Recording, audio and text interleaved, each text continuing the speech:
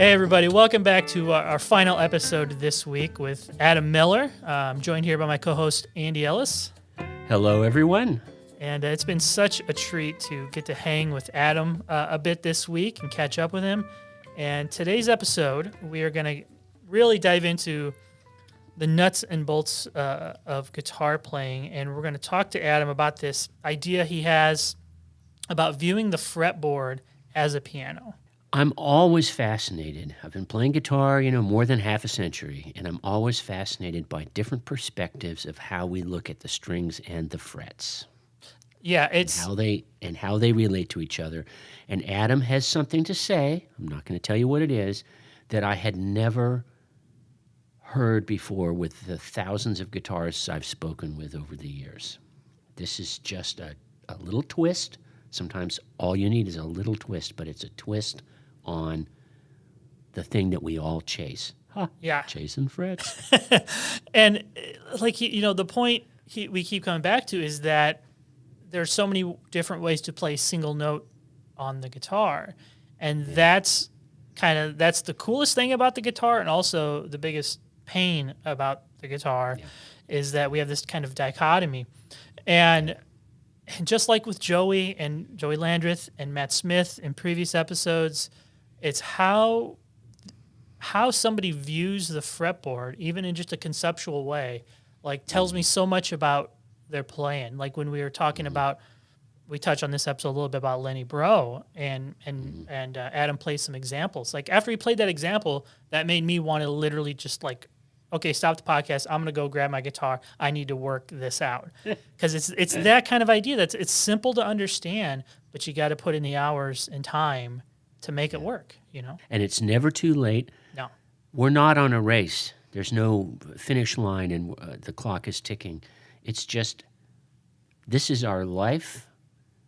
For those of us who embrace guitar as lifers, this is our life. Mm-hmm. And anytime someone comes around and dangles something in front of me and goes, "Have you thought about it this way?" And I go, no. It kind of relates to but I know, that's new. Yeah. Wow. That can set me out for months. Oh, yeah. On glorious expeditions. Oh, yeah. And so this is a real hands-on lesson. So after you listen to this episode today, take some time and try to put in some of these ideas Adam's talking about into your own playing. So just remember, Adam has a new album out called Unify, which is an electric trio record, which is super hip. So you can head over to his website and check that out. And you can hit us up at chasingfrets@premierguitar.com. So we've talked long enough, Andy. Let's dive right in. Let's dive right into this episode with Adam Miller.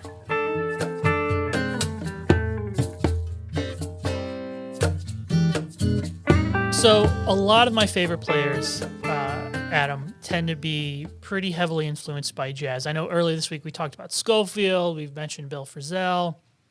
And I know one of Andy's favorite players is Lenny Breau. And what I hear among some of the more harmonically interesting players of that genre is their ability to really treat the piano, especially in their chord voicings, or treat the guitar in their chord voicings a lot more than what you would do with the piano, as far as how they construct their chord voicings, having these really stretchy chords that gives you these really cool, interesting clusters.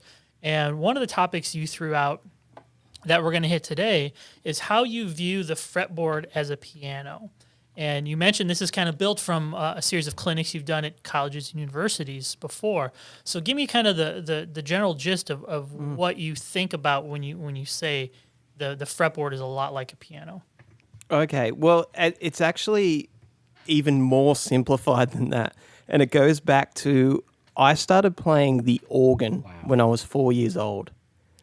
Like a church organ or like a Hammond organ? Oh, yeah, let's say a Hammond.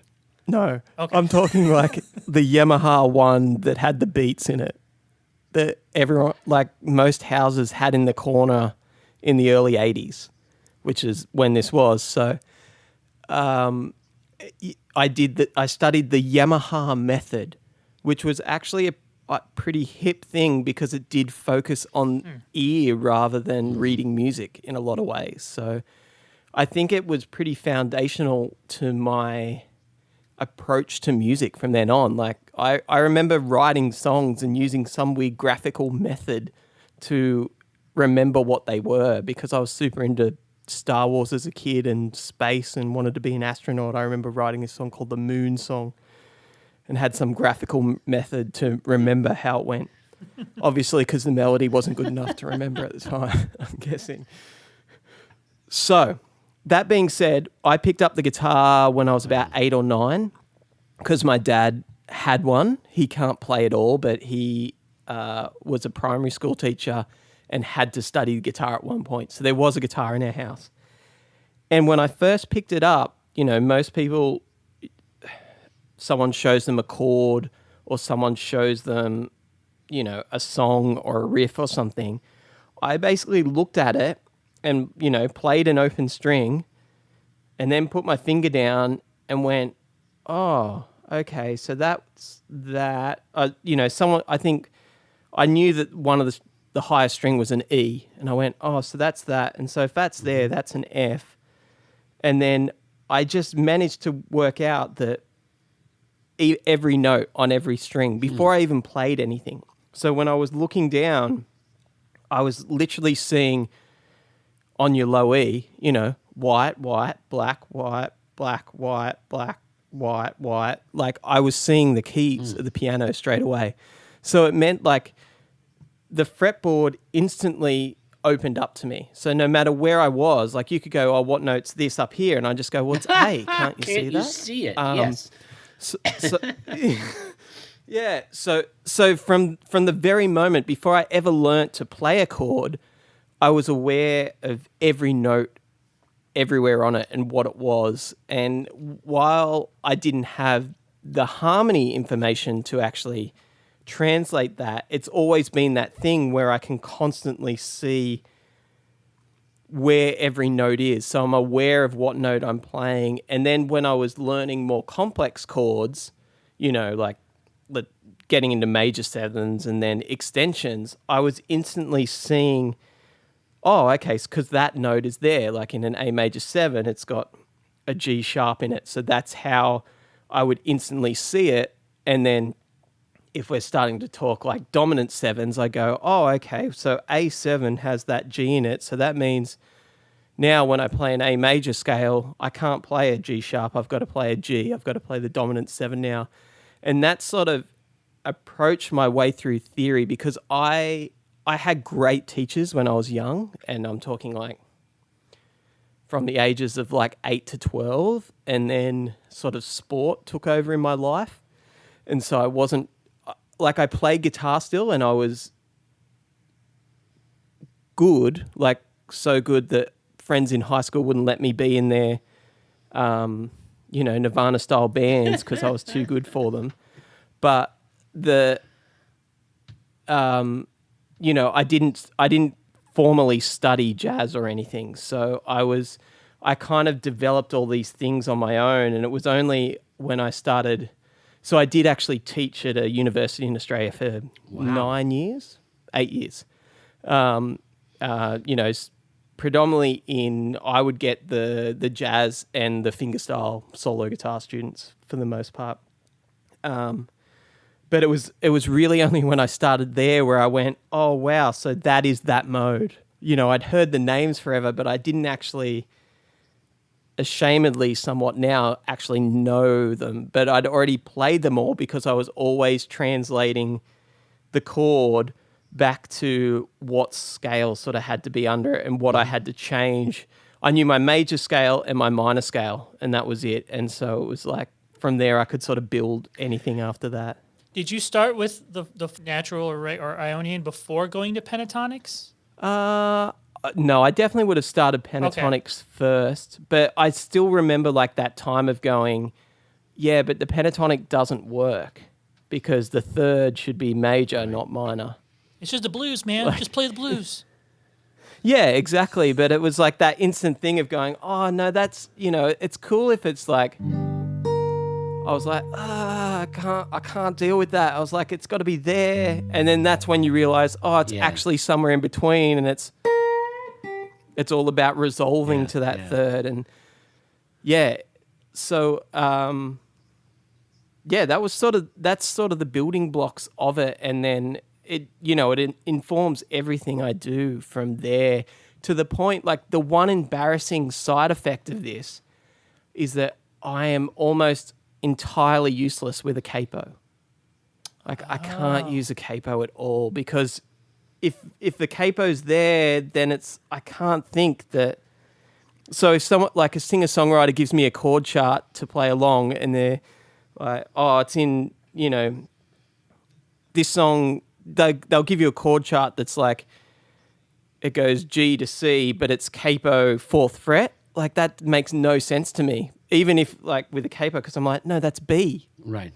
That's where my brain starts to freak out. This is amazing because, I've taught many years myself, and of course been a student, still am, and interviewed many guitarists, but I've never heard this particular twist on it, that you picked up the guitar and saw the notes arrayed as if you had 6 parallel, not sequentially parallel keyboards, but, offset, 6 offset keyboards, Yeah. And the stumbling block that I have found, the guitar is a wonderful instrument, but it does have this one particular thing for most people, which is that it's a series of horizontal and perpendicular lines. And when people start learning guitar, you described it a minute ago. You said they learn a chord and another chord, and they get these forms. And they may not even know that this D chord that they've learned has, your first finger is on the 5, and then your third finger is on the root, and then your second finger is playing the third, and then away you go. They're not thinking that. They just get this grip, And the hardest mountain to climb for so many guitarists, even very, very, very, very accomplished, let's say rock guitarists, who can just destroy a hall of people, just send them into, outer space with their playing. But at the same time, they can't often get past this grid of perpendicular lines. And so that's why tab is so popular, because it doesn't reference whether it's an E flat or a D. It's a number. And it deals with the perpendicular lines. It's a number on the horizontal line for the tab. But how do you, for so many guitarists, they have to break that open to see that indeed there is actually music that follows a pattern, of harmony. To see the harmony arrayed on the fretboard. Root, third, and if I lower the third, I get a minor third, and that's the essence of a minor chord. And you were sort of born that way and had to acquire the guitar side of it, where so many guitarists get the physical thing, but they don't get the musical side of it. They have to fight for it. Yeah, it wasn't as simple as that for me. So when I started, I knew what notes I was playing. I didn't know their relevancy. Like, I wasn't thinking that's the first, that's the third, that's the third. I knew, like, if I'm playing a D chord, that's D, that's A, that's D, that's F sharp. So that was still things I had to progress and learn, because while I was playing organ, I was terrible. It's not like I was any sort of virtuoso. Like, I just happened to do it, and that's why I saw things that way. I think the one thing about the guitar that makes it so difficult, and it's the same thing when you're talking about sight reading and those sort of things as well, is that we have so many options for the one note. And that's what everyone sort of forgets about. Like, if you've got the E above middle C pitch-wise, which is your high E string, this is not where it's written on a guitar chart, you can play it open, 5th fret, there. If you've got a 24 fret guitar, you can play that same note in 6 places. So whenever you're thinking about anything, your brain is in this thing of going, but which one do I use? Even though you don't realize it, the default is if you play E, you play the open E. But once you start to embrace the idea of that you can play these same notes everywhere and make and I would say it's probably like tonal choices is the main thing. It's how each note sounds different on each string. The guitar becomes a really incredibly fascinating technical instrument, and you kind of just realize how insane it is that we have to deal with that. Because even when, and I'm sure it's not for everyone, but so many like violinists, like when they learn to play a note, it's played in one spot because the whole orchestra has to play the same note, and they don't want different intonations of that note. So when you learn a note, it sort of is just there from the point of view, but on a guitar, we're just sort of screwed. And, we get a bad rap for not being able to read, but, if you got on a piano and there were 5 middle Cs to choose from, you'd be screwed too. Yeah. One thing I've loved about doing this podcast and talking to all these different guitar players is understanding all these different ways that they're able to view the fretboard. Now, you mentioned before your lack of fluidity when it comes to capos. Now, does that also cross into altered tunings at all? Yeah, I'm pretty screwed there too. So what's the... it's just, oh, go ahead. Yeah, it's like changing the piano. Like if you change the piano, I don't know where I am anymore. And it would probably eventuate in me finding things the way most guitarists do, where you put your finger down and you go, wow, listen to that. It's like amazing and different, but it just... I'm talking a lot about limitations this week, but it's one of those limitations that's really helped me in that because I cannot see things in open tunings anymore, I've developed ways in standard tuning to make it sound like open tuning. So that when I play chord voicings, they're extended and, have overlapping notes so it sounds like and making full advantage of like open strings and that sort of thing so that it has that idea of open tuning. A lot of people at shows, especially solo shows, are like, well, what tuning was that song in? And I was like, the normal one. And I do have this joke where, okay, so sorry, bear with me, guys. This next song's in an alternate tuning, and it's just, okay, that's it. Like that's the most advanced alternate tuning I can use and still see the notes. Yeah. So. That's funny. That reminds me of a story one time John Knowles told me when Lenny Breau first came to Nashville. John was going to take Lenny down to meet Chet Atkins. And so he calls up Chet, come on down to the office. Lenny brings his guitar. They're in the office, and Lenny plays for Chet. And at this time, obviously, Chet was a very accomplished, very well-known guitar player. And so he's playing a song for Chet, and Chet's looking at him very intently, and John is kind of watching him, seeing Chet's reaction. And so Lenny gets done playing the song, whatever it was, standard or something.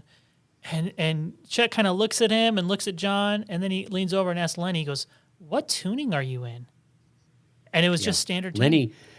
Lenny, and I could be wrong, because I often am, but about everything. But I was there in Nashville, living in Nashville at that era. John Knowles introduced me to Chet and to Lenny. It just happened to be that I dropped into Nashville at that time.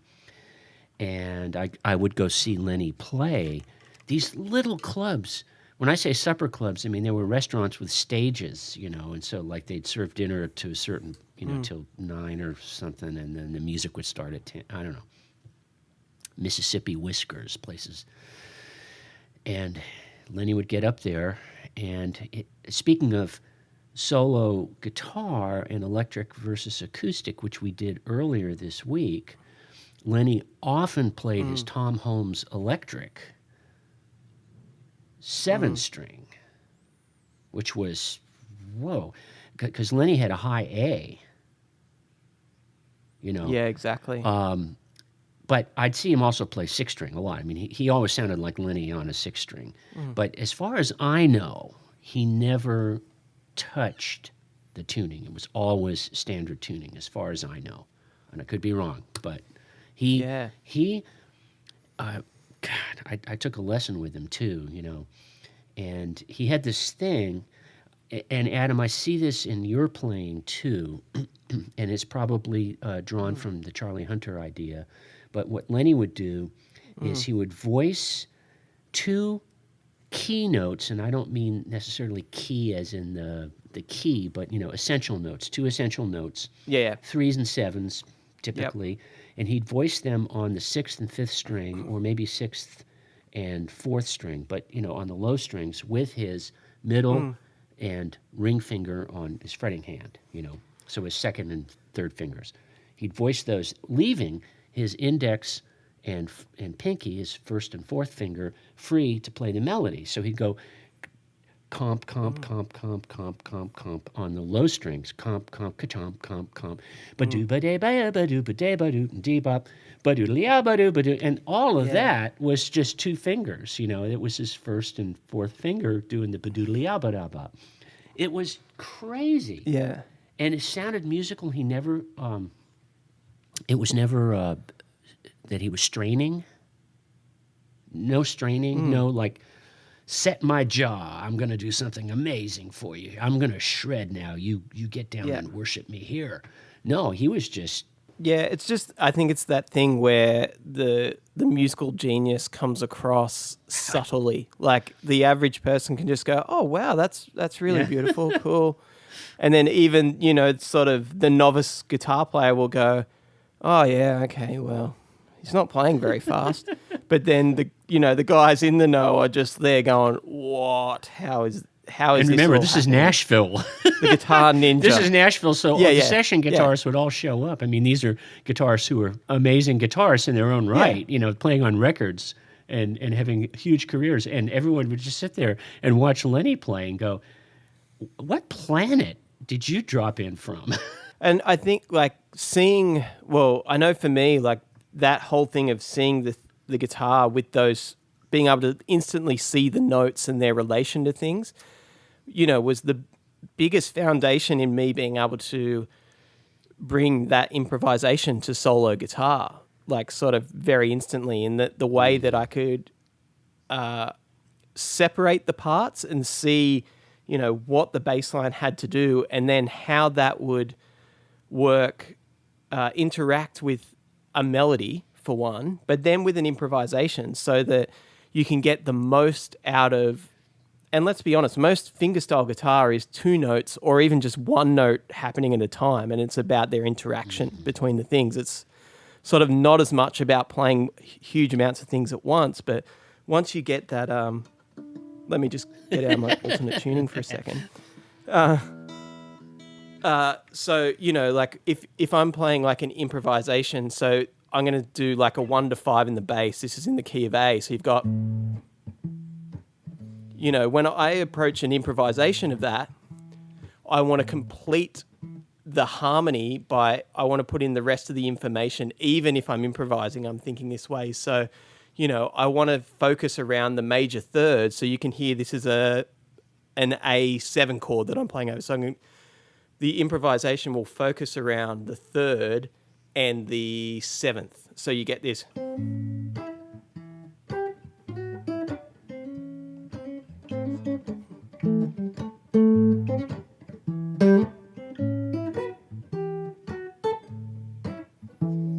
Now with that same bass line, if the progression is a minor chord, now I can focus around the minor third, and then it will sound like the whole thing is over an A minor chord. So you get this.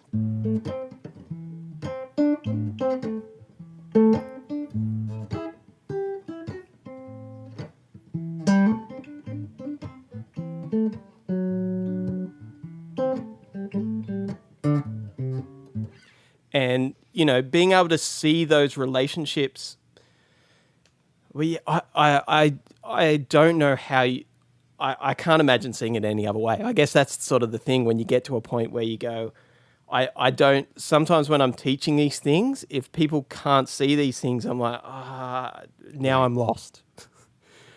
It's for me, because it was always sort of, it was the instant reaction to the instrument. They were the things I could see, and they've certainly made a lot of, especially my solo playing, possible. Well, thank you so much, Adam, for joining us this week, all the way from the future in Australia. And make sure everybody go and check out his new record, Unify, which is available wherever recorded music is streamed or purchased. And thanks again, Adam. We'll talk soon, man. Thank you so much for having me. Great to talk to you guys.